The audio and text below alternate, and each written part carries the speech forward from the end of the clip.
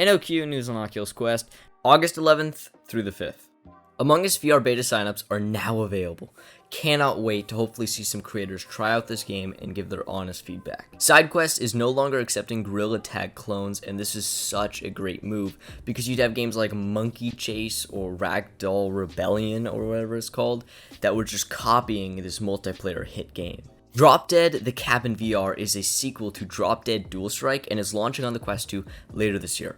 It looks awesome, so much better than the first one, but my only concern is that what else is launching later this year that's also a zombie game is The Walking Dead Saints and Sinners Retribution, I believe it's called, and that's a sequel to one of the best VR games of all time. According to a Chinese analyst, Pico 4 launches September with a subsidy to take on Quest 2. Now, if you don't know what the Pico brand of headsets is, their most recent launch was the Pico Neo 3 Link, which has extremely similar specs to the Quest 2, and launched only in Europe.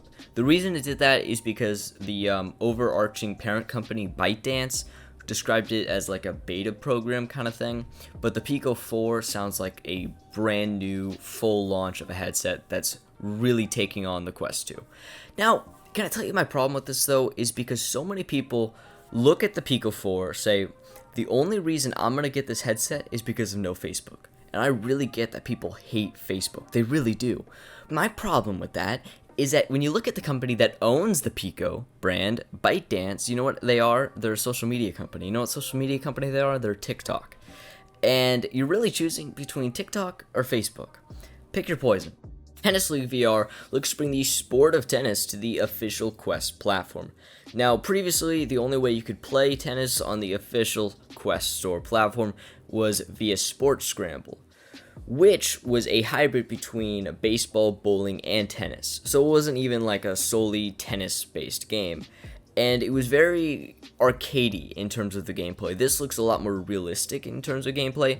Of course, it has a very cartoonish art style, which I do think works well in VR, especially on the Quest platform. Lenovo has teased a Legion VR 700 headset and an image with Chinese text. Now, I've never personally tried a Lenovo headset or a Legion VR headset, but I have heard pretty good things about their headsets.